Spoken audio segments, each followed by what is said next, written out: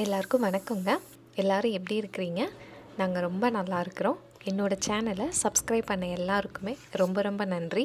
இன்றைக்கி நான் என்ன வீடியோ உங்களோட ஷேர் பண்ணுறேன்னு பார்த்தீங்கன்னா, இட்லி மாவு எப்படி அரைக்கிறது அப்படிங்கிறத நான் உங்களோட ஷேர் பண்ணுறேன். கூடவே 4 முக்கியமான டிப்ஸ் சொல்லியிருக்கிறேன். இப்போ வாங்க நம்ம வீடியோக்குள்ளே போகலாம். ஃபஸ்ட்டு முந்தின நாள் நைட்டே நான் 4 கப் இட்லி அரிசி, 1 கப் உளுந்து இதை நான் நைட்டே ஊற வச்சிட்டேன். இப்போ இதில் ஃபஸ்ட்டு டிப் என்னன்னு பார்த்தீங்கன்னா, அரிசியை நல்லா ஒரு 4 டைம் கழுவிக்கிட்டேன் நான்.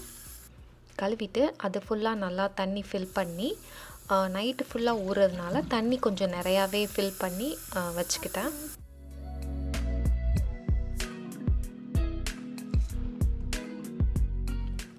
அதுக்கப்புறமா உளுந்து பார்த்திங்கன்னா, உளுந்தை நான் ஒரு டைம் தான் வாஷ் பண்ணுவேன். மிஞ்சி போனால் 2 டைம்ஸ் வாஷ் பண்ணலாம். உளுந்தை 4-5 டைம் வாஷ் பண்ணக்கூடாது. ஏன் அப்படின்னா, அந்த மாதிரி மேலே பபிள்ஸ் வருது பார்த்திங்களா, அது ஈஸ்ட்டு. ஸோ அந்த இது இருந்தால் தான் மாவு நல்லா பொங்கி வரும். ஸோ அதனால் உளுந்து மேக்ஸிமம் 2 டைம் வாஷ் பண்ணிக்கோங்க. முடிஞ்சால் 1 டைம் நல்லா வாஷ் பண்ணிக்கோங்க. ஸோ நான் அது நைட்டு ஃபுல்லாக நல்லா ஊறிடுச்சு. மறுநாள் காலையில் நான் பசங்களெல்லாம் ஸ்கூலுக்கு ஹரியை அனுப்புனதுக்கப்புறமா பிரேக்ஃபாஸ்ட் முடிச்சுட்டு காலையில் நான் மாவாட்ட ஸ்டார்ட் பண்ணிட்டேன். ஃபஸ்ட்டு எப்போயுமே நான் உளுந்து தான் ஆட்டுவேன். ஆட்டுறதுக்கு முன்னாடி ஒரு 2 கப், அதாவது 2 டம்ளர் தண்ணி ஊற்றிக்கிட்டு, அடுத்து ஃபுல்லாக உளுந்து எல்லாத்தையுமே அதில் போட்டுட்டு 45 நிமிஷம் நான் டைமர் வச்சுக்கிட்டேன். நான் அல்ட்ரா கிரைண்டர் யூஸ் பண்ணுறேன். ஸோ அதில் எனக்கு 45 நிமிஷம் அரைச்சோம் அப்படின்னா நல்லா பஃப்னு நல்லா பொங்கி வரும் மாவு. ஒவ்வொரு 15 நிமிஷத்துக்கு ஒருக்காவும் நான் மாவை இந்த மாதிரி சுற்றி எல்லா சைடும் எடுத்து விட்டுட்டே இருந்தேன். ஸோ நான் அப்பப்போ வந்தெல்லாம் அதை நான் தண்ணியெல்லாம் தொளிச்சு விடல. ஃபஸ்ட்டு 2 கப் ஊற்றினேன் இல்லையா, அந்த தண்ணி மட்டும்தான். இடையில அப்பப்போ 1/4 மணி நேரம் ஒன்ஸ் நான் இந்த மாதிரி எல்லா சைடும் எடுத்து விட்டுக்கிட்டேன். இப்போ உங்களோட கிரைண்டர் இதை விட ஃபாஸ்ட்டாக சுற்றும் அப்படின்னா, நம்ம ஊரில் இந்தியன்லலாம் நல்லா பெரிய கிரைண்டராக இருக்கும்ல, அதெல்லாம் நல்லா ஃபாஸ்ட்டாக சுற்றும். ஸோ அதெல்லாம் பார்த்திங்கன்னா ஒரு 35 மினிட்ஸ் மாவு ஆட்டினாலே போதும், நல்லா பொங்கி வந்துடும். ஸோ இந்த மாதிரி மாவு நல்லா ஒரு 3/4 மணி நேரம் ஆட்டினாலே நல்லா பொங்கி வந்துருச்சு. ஸோ அதை நான் எப்பயும் நான் மாவு ரெகுலராக பொங்க வைக்கிற அந்த பாத்திரத்தில் மாற்றிக்கிட்டேன். 2வது டிப் என்னன்னு பார்த்தீங்கன்னா, எப்பயுமே உளுந்து ஆட்டும் போதும் சரி, அரிசி ஆட்டும் போதும் சரி, கரெக்டாக நம்ம டைமிங் வச்சுக்கிட்டு ஆட்டணும் அப்படின்னா நமக்கு மாவு நல்லாயிருக்கும். ரொம்பவும் ஆட்டாமல் அல்லது கம்மியாகவும் ஆட்டாமல் நம்ம மறந்துடுவோம். ஒரு சில டைம் நம்ம கிரைண்டரில் போட்டுட்டு மறந்துடுவோம். ஸோ எப்பயுமே நீங்கள் டைமர் ஃபிக்ஸ் பண்ணிக்கிட்டீங்க அப்படின்னா உங்களுக்கு அது மறந்து போகாது. கரெக்டான டைமுக்கு நீங்கள் மாவாட்டிடலாம். அதுக்கப்புறம் பார்த்திங்கன்னா, அரிசிக்கும் அதே மாதிரி தான். ஃபஸ்ட்டு எடுத்தோடனே அரிசியை போடக்கூடாது. அப்படி போட்டோம் அப்படின்னா கிரைண்டர் அதுவே ஓப்பன் ஆகி வெளியே எல்லாமே தெறிக்க ஆரம்பிச்சிடும்.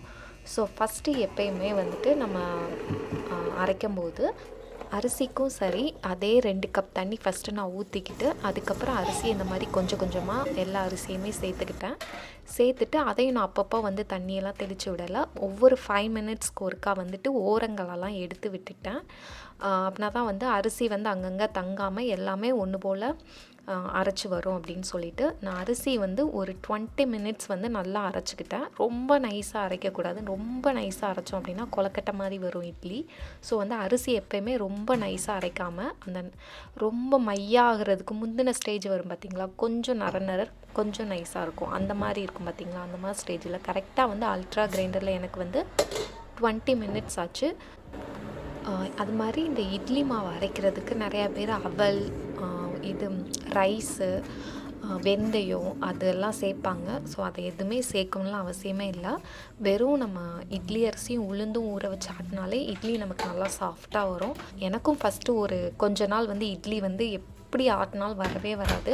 அப்புறம் என்னோடய ஃப்ரெண்டு ஜானுன்னு ஒருத்தவங்க இருக்காங்க. ஸோ அவங்க எனக்கு சொல்லி கொடுத்து தான் நான் இட்லி சாஃப்டாக வர்றதுக்கு எப்படி அரைக்கணும் அப்படிங்கிறத நான் கற்றுக்கிட்டேன். அதுக்கப்புறம் பார்த்திங்கன்னா, உளுந்து எல்லாமே அரிசி மாவு எல்லாம் ஆட்டினதுக்கப்புறமா நான் தேவையான அளவு உப்பு போட்டுக்கிட்டேன். நான் ஒரு 5-6 டீஸ்பூன் உப்பு போட்டிருக்கேன் என்னோடய இந்த மாவு அளவுக்கு. ஸோ உப்பு போட்டு அதை நல்லா மிக்ஸ் பண்ணணும். ஏன் மிக்ஸ் பண்ணணும் அப்படின்னா, ஒரு 5 நிமிஷம் நல்லா அடிக்கணும். ஏன் அப்படின்னா, இப்போ அரிசி வந்து நல்லா மாவாட்டியிருக்கும் இல்லையா, அது வந்து நல்லா கனமாக இருக்கும். ஸோ அது அடியில் போய் தங்கிக்கும். உளுந்து மாவு வந்து லைட்டாக இருக்கும், அது மேலே நிற்கும். அதுக்காக தான் நம்ம நல்லா மாவை அடிக்கணும். மாவை அடிச்சுட்டு, நான் யூஎஸில் இருக்கறனால எனக்கு இங்கே வின்டர் சீசன் அப்படிங்கிறனால வெளியே வச்சா மாவு பொங்காது. ஸோ அந்த மாதிரி நான் அவனில் வச்சுட்டு வெறும் லைட்டு மட்டும் போட்டுட்டு க்ளோஸ் பண்ணி வச்சுட்டேன் அப்படின்னா எனக்கு வந்து நல்லா மாவு பொங்கி வந்துடும். அதுக்கப்புறம் பார்த்திங்கன்னா, நான் லஞ்ச் பண்ணுறதை காட்டலை. ஏன்னா இது நார்மல் லஞ்சு தான் நிறைய இதில் காட்டியிருக்கேன் அப்படின்னு சொல்லிட்டு நான் லஞ்ச் எப்படி பண்ணுறதுலாம் எடுக்கலை.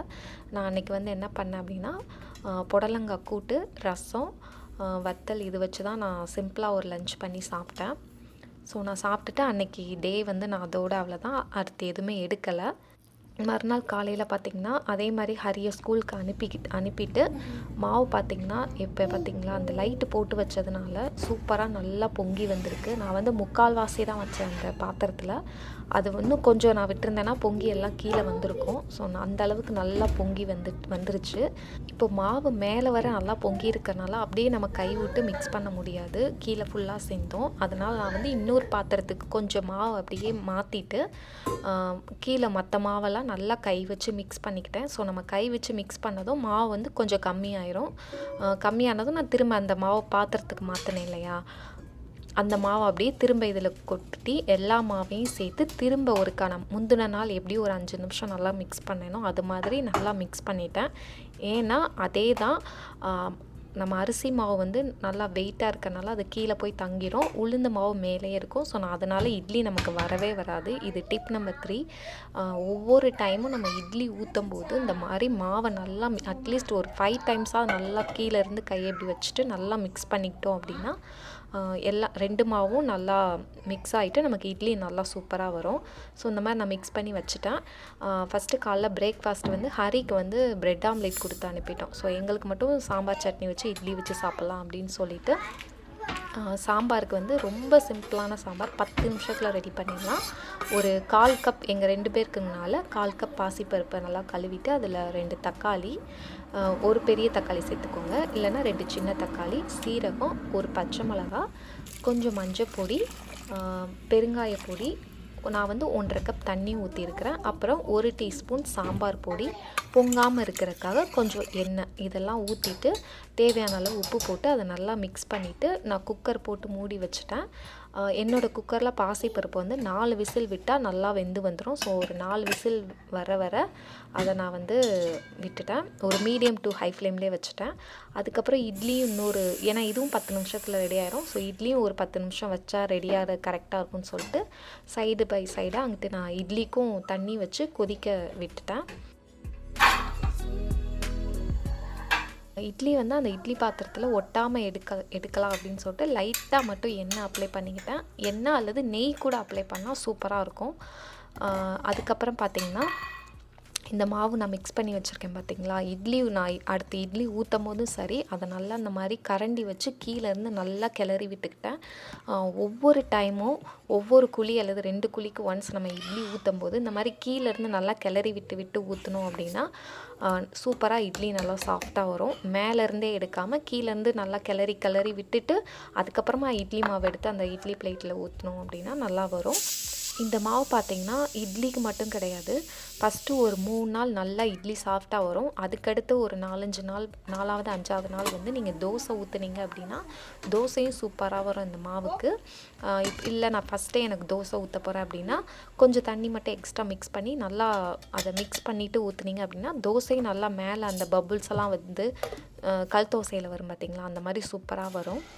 அதுக்கப்புறம் சைட் பை சைடாக இட்லியை வச்சு முடிச்சுட்டு தேங்காய் சட்னிக்கு அரைக்க வேண்டிய பொருளெல்லாம் மிக்ஸி ஜாரில் போட்டு அதையும் நான் அரைச்சிட்டேன். இப்போது பிப்ரவரி மந்த் பர்த்டே செலிப்ரேட் பண்ணுறவங்களோட நேம் சொல்கிறேன். கஸ்தூரி, ஜது, நிதிஷ்குமார், முனீர், ஜெயசிவா, சிவஸ்ரீ, தர்ஷன் அண்ட் தியாஸ், சங்கீதா, சர்னீத் அண்ட் ஷமிதா, ரெஜிபா, ஹர்த்திகா, அனு இவங்க வந்து பிப்ரவரி மந்த் வந்து பர்த்டே செலிப்ரேட் பண்ணுறாங்க. இவங்க எல்லாருக்கும் ஹாப்பி பர்த்டே. இதுக்கப்புறம் சாம்பார் விசில் போனதுக்கப்புறமா அதை ஓப்பன் பண்ணி பார்த்துட்டு எனக்கு ஒரு கொஞ்சோண்டு கன்சிஸ்டன்சி தண்ணி இருந்தால் நல்லாயிருக்கும்னு தோணுச்சு. ஸோ நான் அடுப்பில் வந்து எக்ஸ்ட்ரா ஒரு 1/2 கப் தண்ணி ஊற்றிட்டு அதை வந்து சும்மா ஒரு கொதி மட்டும் கொதிக்க விட்டுட்டேன். கொஞ்சம் கொத்தமல்லி எல்லாம் போட்டுட்டு ஒரு கொதி, அதாவது ஒரு 3-4 நிமிஷம் தான் நான் கொதிக்க விட்டேன். ஸோ அந்த சைட் பை சைடாக வந்துட்டு சட்னிக்கும் சாம்பாருக்கும் தாளிச்சிடலான்னு சொல்லிவிட்டு ஃபஸ்ட்டு வந்து சாம்பாருக்கு சீரகம், கடுகு, உளுந்து, ஃப்ரைட் ஆனியன், ஒரு காஞ்ச மிளகா, கொஞ்சம் கருவேப்பிலை இதெல்லாம் போட்டு தாளிச்சிட்டு அந்த சாம்பாரில் கொட்டிட்டு சாம்பாரை ஆஃப் பண்ணிட்டேன். ஒரு 2 நிமிஷம் தான் நான் கொதிக்க விட்டேன். ஆஃப் பண்ணி அதை எடுத்து நான் தனியாக வச்சுக்கிட்டேன். பின்னாடி இட்லி வந்து 15 நிமிஷம் ஆச்சு, நல்லா வெந்துருச்சு. ஸோ அதையும் வந்து எடுத்து அந்த தட்டை எடுத்து நான் வெளியே வச்சுட்டேன். வெளியே வச்சதுமே நம்ம இட்லி வந்து எடுக்கக்கூடாது. ஸோ வெளியே தட்டை இறக்கி வச்சுட்டு அது மேலே கொஞ்சம் பச்சை தண்ணியை மேலே தெளித்து விட்டுட்டு ஒரு 2 நிமிஷம் அப்படியே விட்டுட்டு அதுக்கப்புறம் இட்லி எடுத்தோம் அப்படின்னா இட்லி எடுக்கிறதுக்கு நல்லா சாஃப்டாக வரும். அதுக்கப்புறம் வந்து தேங்காய் சட்னிக்கு தாளிச்சுக்கிட்டேன். தேங்காய் சட்னிக்கும் அதே மாதிரி கொஞ்சம் சீரகம், கடுகு, உளுந்து, ஒரு காஞ்ச மிளகா, கொஞ்சம் கருவேப்பிலை.